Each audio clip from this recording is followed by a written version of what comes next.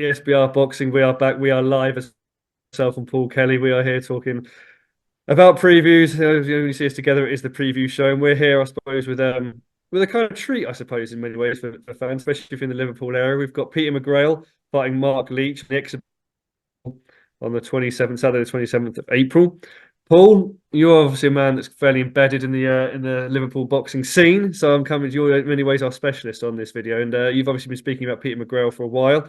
And after you told us how you are and how things are going, what I want to ask you actually is that McGrail's decorated amateur, very successful amateur boxer, and I want to ask you really whether you think that Peter McGrail will live up to his amateur pedigree in the pro ranks first and foremost. Yeah, thanks for having me on, mate. Looking forward to this one. Obviously, a late replacement, I suppose. Mark Leach in for the Dorico O'Quinn, who was the man obviously that stopped Peter McGrail against all odds last time out. So that was going to be a rematch, but that fight's fallen by the wayside, and we have Mark Leach as a late replacement. And as far as late replacements go, I think this is pretty good. To be quite honest with you, I think can't really expect much when an opponent pulls out, and you've only got what matter of weeks, 2, 3 weeks to get a new opponent in. So yeah, not against this fight at all. In terms of Peter McGrail, as you mentioned, yes, you say he's very decorated amateur. His amateur pedigree, second to none, really.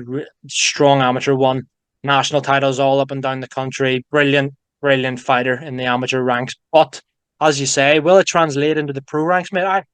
It's one of them where how many amateurs have we seen who were like, right, he's a shoe-in to become world champion. He's class in the amateurs, and then they don't really do a lot in the pros. Like Frankie Gavin comes to mind a lot when you think of that. He was nailed on to become not only a world champion, probably a multiple weight world champion. Obviously, never happened that way. So you hope the same doesn't happen to Peter McGrail. You really don't. I'm not. I don't think that. I don't think that will. But I think given his amateur pedigree, in terms of will he live up to it, I think to live up to it, he will have to become world champion because that's what people are saying about him. He's still only 27. He's got that ability where a lot of people are saying it would be a bit of an underachievement if he doesn't become world champion. Um, do I think he could? I'm not writing him off at all. That Jericho Quinn fight where he was 4-0 up in the rounds and got chinned in the fifth. I suppose that happens in boxing.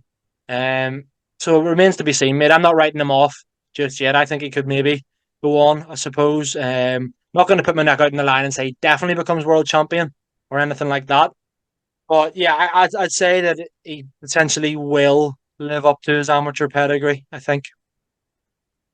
No, I think it's interesting. I think that, like you said, the language of the question actually is quite harsh. Made way to live up. I suppose like there's a lot of hype in there around Peter McGrail. To be honest, it's been checked a little bit, obviously, by that recent KO loss. But I think I agree with you what you're saying as well. Almost to live up to that, he's going to have to at least compete or at least get up to that world title level. Frankly, so for me, I agree with that sentiment. But what I'm actually going to pick you up on and actually maybe look to explore a bit longer in this video actually is how far then you actually think Peter McGrail will go. Do you think, if we're taking the different steps, you've got obviously like British, you've got European, then you're at world level, then you're world champion.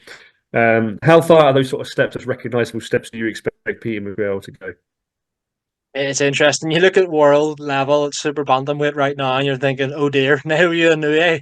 Um, so, but by the time I think Peter McGrail gets to um if he does get to world level, we're probably talking about Inoue being like world champion in his 10th weight division, or anyway, probably up at super middleweight or something by then. So I think that by the time if McGrail is to get to world level, he won't have to deal with the Inoues, which is a massive positive for anyone in the super bantamweight division in the coming years. I think he can definitely win a British title. Depends what route he goes down. Some people tend to like to bypass it and all. Now I don't agree with that. I think I think personally, if I was a British fighter, I'd want to do the whole, the an area title, the English title, the British European world. I think I would love to do that personally. I think Peter McGrail should do that. It's natural progression every time. Then I think he can win a British title definitely. I think he can win a European title, and as I kind of mentioned at the start, really depends on the fights. But I think he's got all of the ability in the world to become a world champion. Whether or not it plays out that way, it remains to be seen in the coming years. But he is only 27 still. And yeah, I think he'll definitely at least fight for world honors. And I wouldn't bet against him winning it. Yeah, I think Europeans nailed on. I think he'll definitely get to European level for the British. He wants to go there. I think, like you mentioned with Inoue, I think we'll see a Paul Butler situation if he manages to get up there with Inoue. We'll be seeing, it wasn't the first round KO. We'll everyone will have their arms around him. But I don't. So hopefully trying to avoid Inoue. But I think, like you say, the time it takes to get up there, maybe skip will be different in the division at that stage.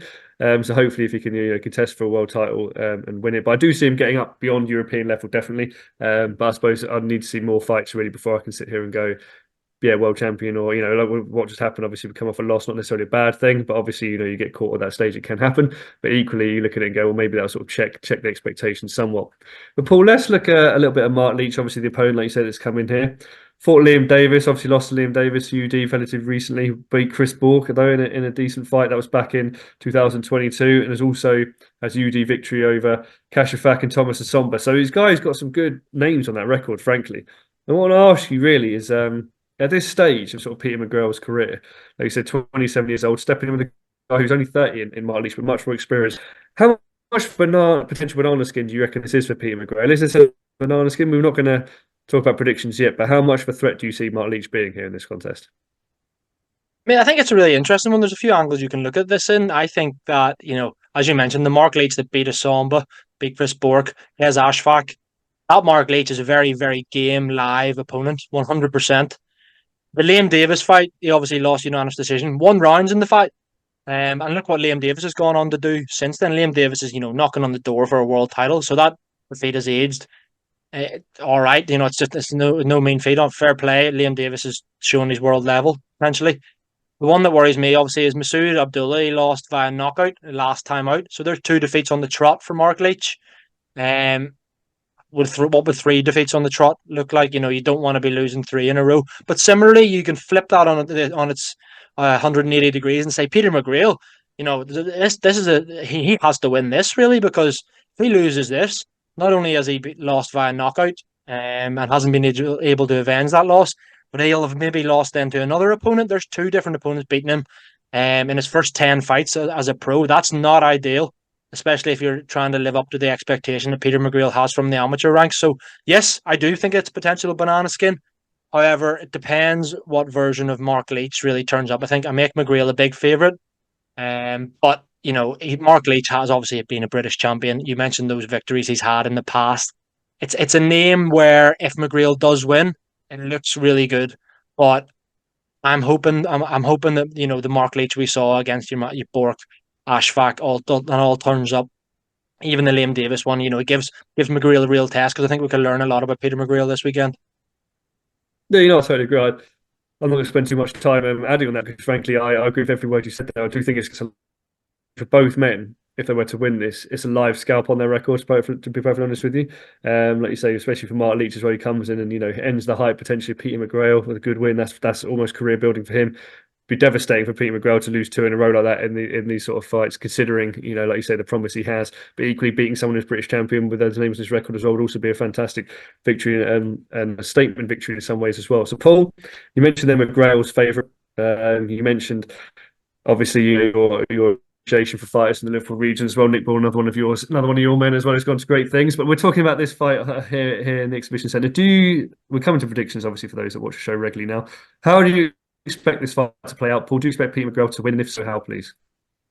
I mean, I'm going to keep it short and sweet. I think Peter McGrail does win this fight, and I'm going to go via points. He's got obviously 5 stoppages in his 8 victories, so decent enough puncher for down at 122 pounds. But I don't see him stopping Mark Leach personally. If it is to happen, a stoppage, I think it would maybe be late on. But I, for one, think McGrail will win this via decision. Maybe won't win every single round, but probably fairly one-sided on points for me.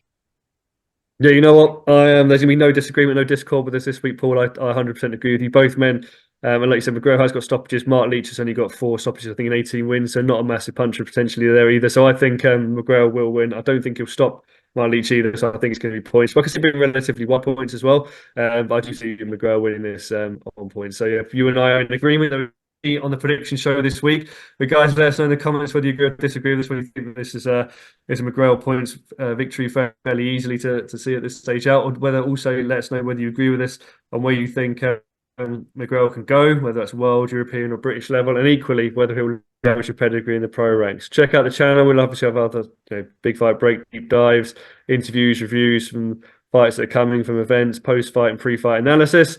Paul, as always, thank you very much for joining us. And as always, guys, thank you for watching.